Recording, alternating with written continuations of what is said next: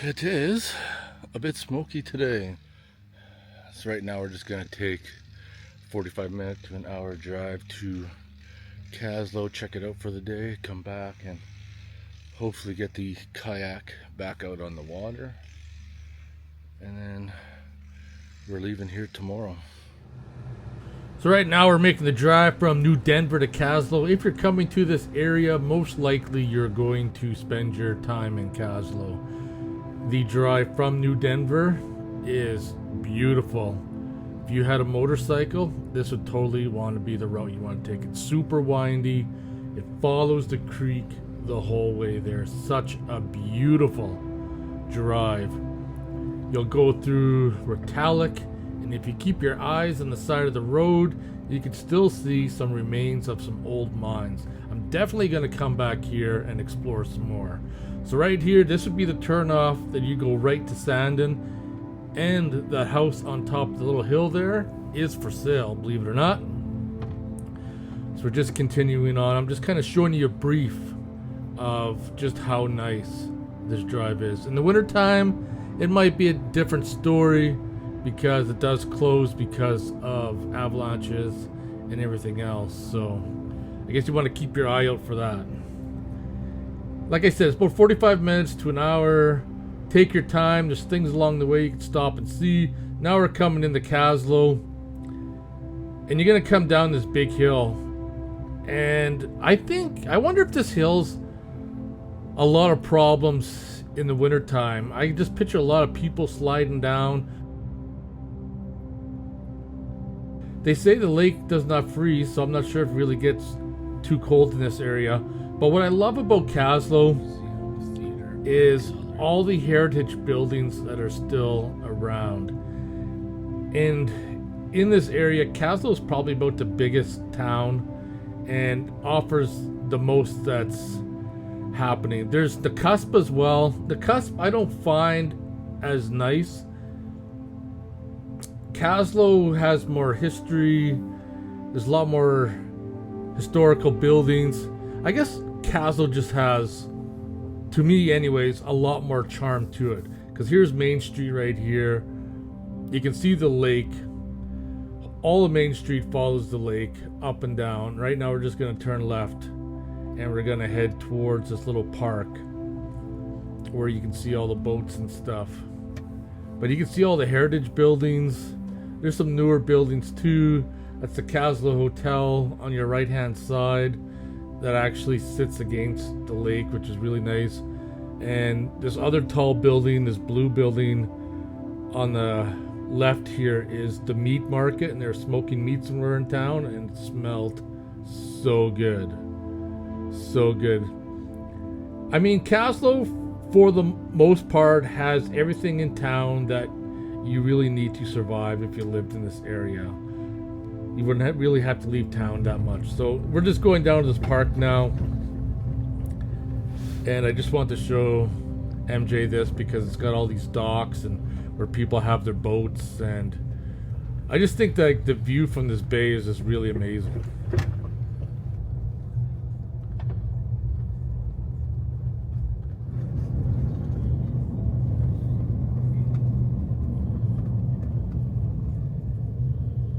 It's like a park in here.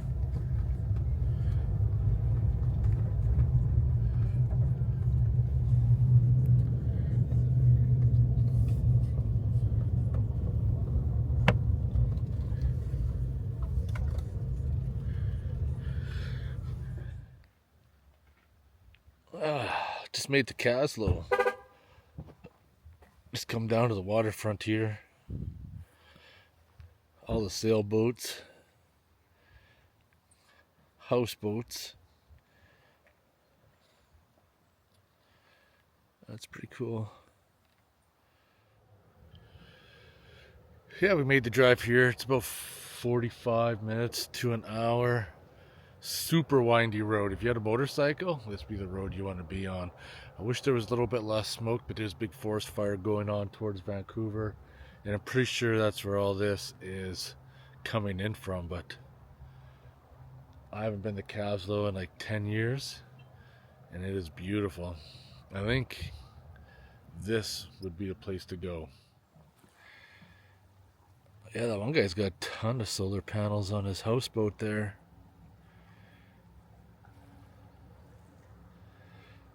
I wonder if you can float in here for free or if you have to pay money.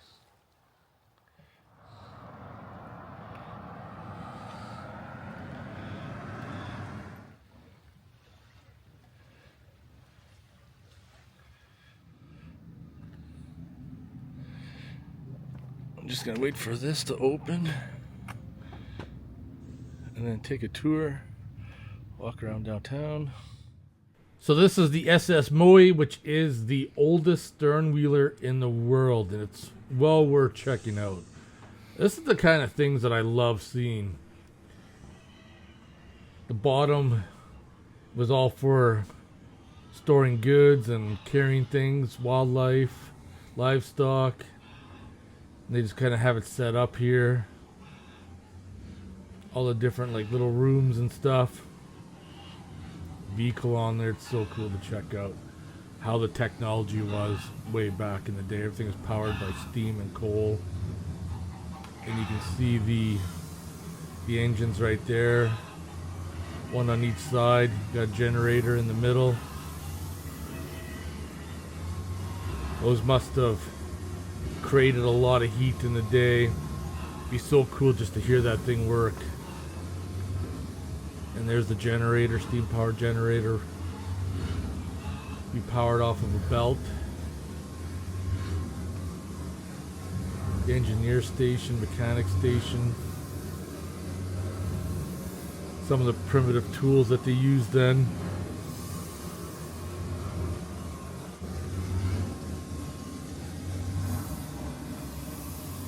Asbestos, so they got it all covered off, so you're free from the danger, and you can see how it was. Would have been so cool back in the day to see this thing run. Everything out there is just made of wood, and it's just amazing like how long it lasted. Going over to the other side now just blows my mind how over 100 years ago, in the middle of nowhere, they're able to get the parts, ship them there, assemble it, build it, and float it. And they would float down the whole lake. Nelson to Kaslo was, I think, like a full day. I think what I ended up reading.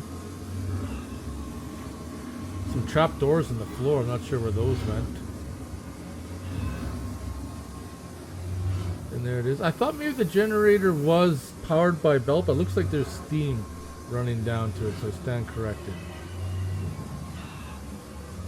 And you can see the big steam line going over to the front. And I'm just gonna go over there and check it out right now. It's crazy to think that this boat was almost scrapped, but the town of Kaslo decided to try to buy it, and they've been restoring it ever since. I think they spent like a few $1 million in it now, but I'm glad that things like this from history have been saved. So just following the big steam line to the front where the boiler is. Would have been kind of fun back in the day with those old cars cruising around. Hey, if you had one of those back in like the 1900s, you'd be a wealthy person. There's inside of the boiler with all the tubes. And I would just assume that they would use fresh water from the lake. I could be wrong. That's what I would think. I'm really curious on how much pressure this boiler would operate at. And you can see it's a fairly large boiler too. Well, this is what separates the men from the boys. Being the guy down below there, shoveling coal in the boiler all day. That'd be a tough job and a hot one too. I'm not gonna lie, they probably got paid peanuts. Yeah, it'd be a tough job for sure.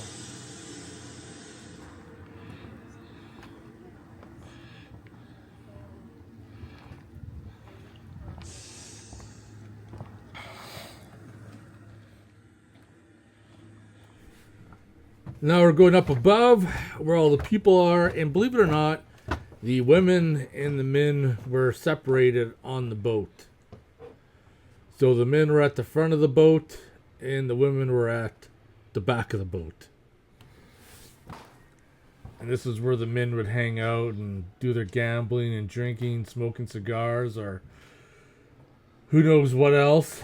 But in this case here, when they were restoring the boat, this is all the things they found that were tucked in and hidden behind things. So there's a lot of interesting items that they had found. Really cool, actually.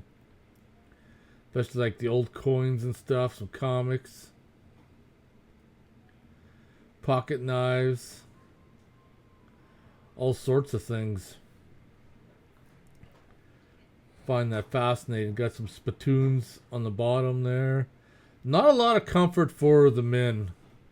As you can see, they had it kind of rough. And then we come to this other section here.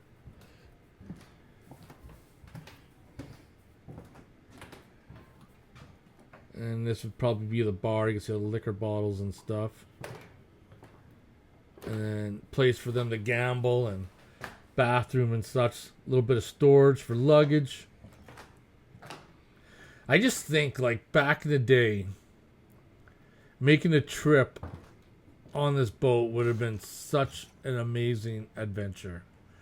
The things that were done back then compared to today, I just think life was just so much more simpler then. You didn't have all the bullshit that you got going on today.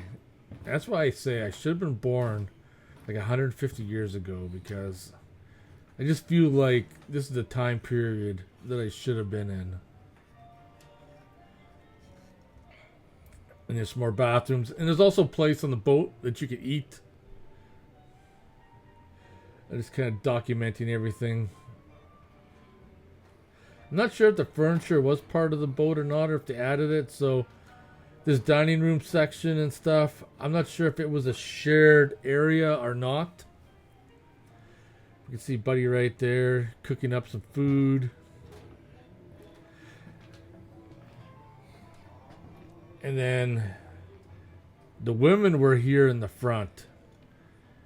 They got all like soft chairs and stuff for sitting, and like the men, they had rooms that they could rent, that they could like relax in, take a nap if they really wanted to. Bathrooms.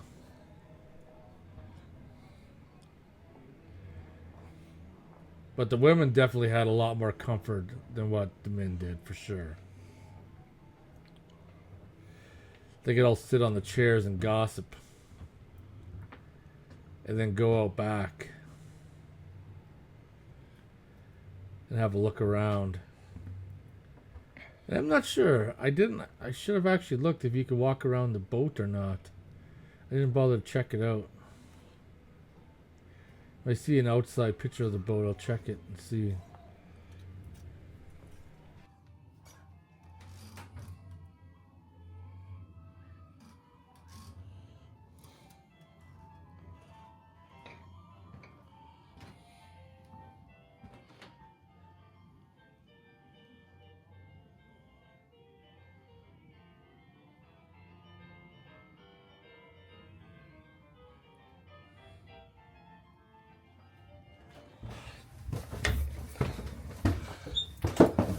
It is a really good house. Yeah, it's super nice, eh?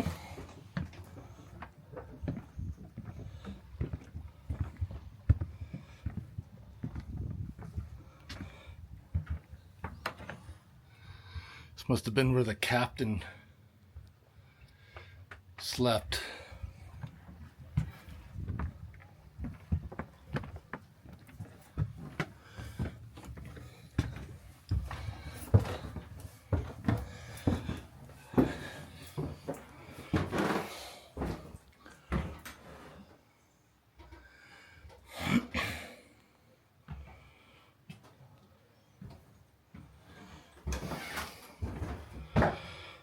Oh yeah, that's quite the view.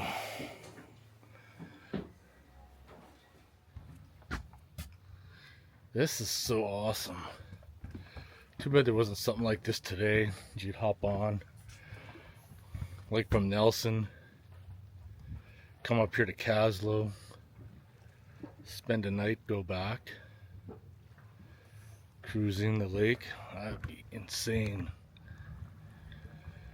Yeah, I haven't been to Kaslo for like 10 years since I was Aubrey, but I really liked New Denver back then. But now I'm thinking, if I do want to move out here, Kaslo might be the place to be.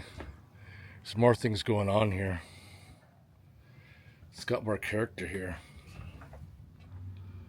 And the stairs of death going down.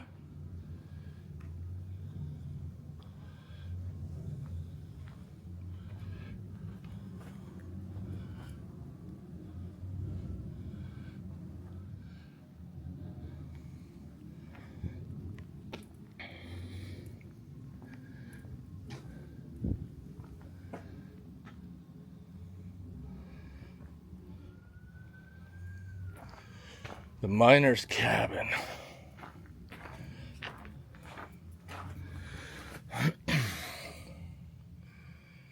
This is all I need to go off grid. Bed, stove. I'd be set. Simpler life back then.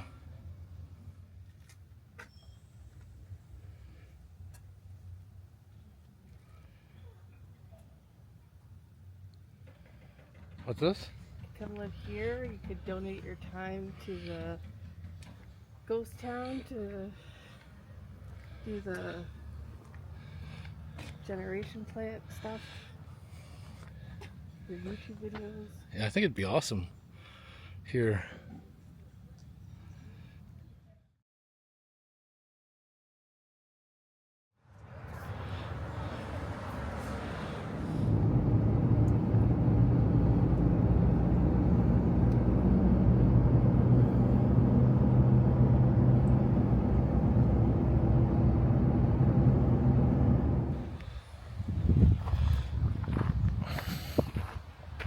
We just pulled off the side of the road.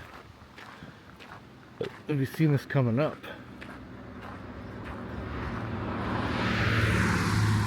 It's like an old mine.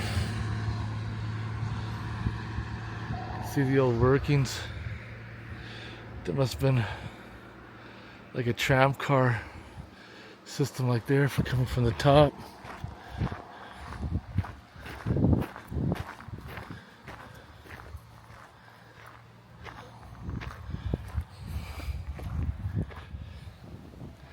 You can see some there.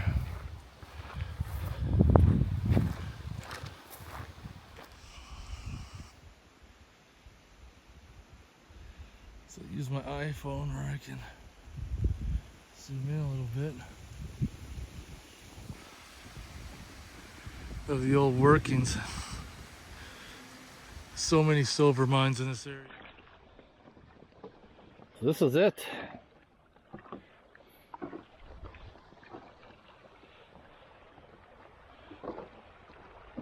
It's not that nice out.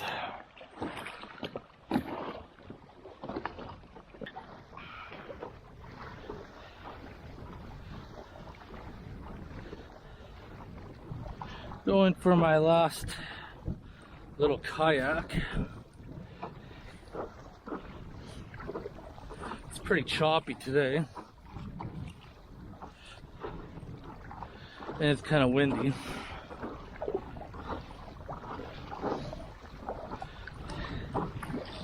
So I'm just keeping close to shore.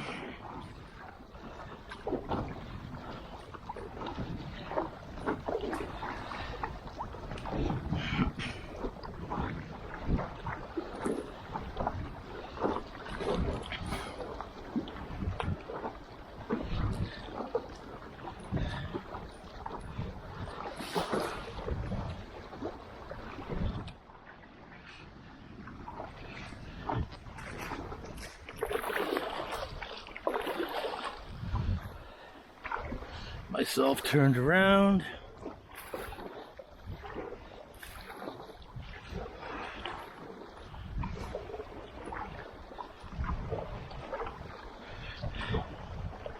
Yeah, if you drowned in this lake, no one's finding you. Wonder how many bodies there are in this lake. Being 1,000 feet deep. Average depth 500 some feet. Probably a few bodies.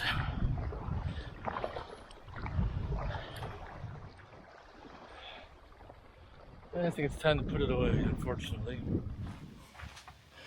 It's Thursday and quite a few people are packed out, so I wonder if any more people are going to come in. Kayaks out of the water last night here. I picked these up in town. Sour lemonade.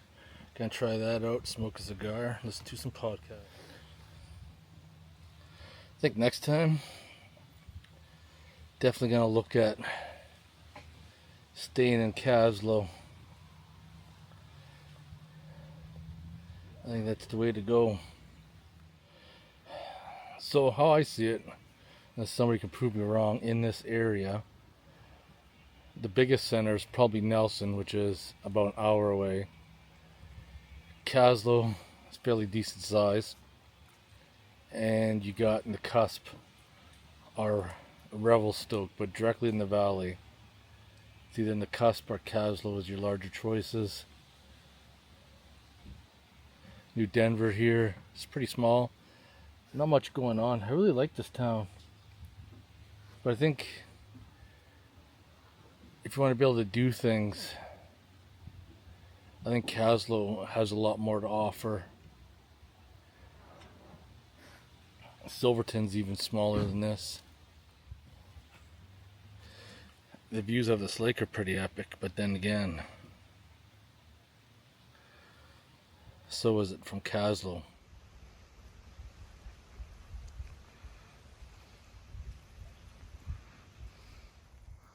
That's it. Another day. Moon is bright.